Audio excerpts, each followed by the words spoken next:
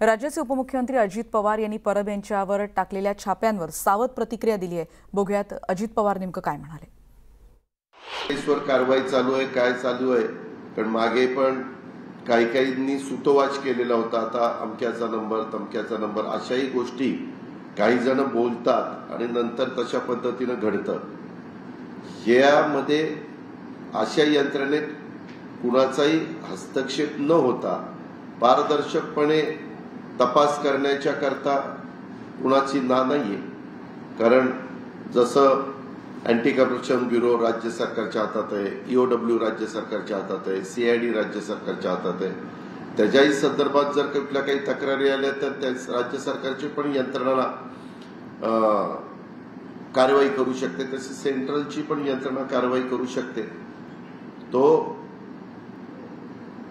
अधिकार कायद्याने नियमाने त्यांना दिलेला आहे, पण त्याचा गैरवापर होऊ नये एवढी माफक अपेक्षा मात्र सर्वांची असते।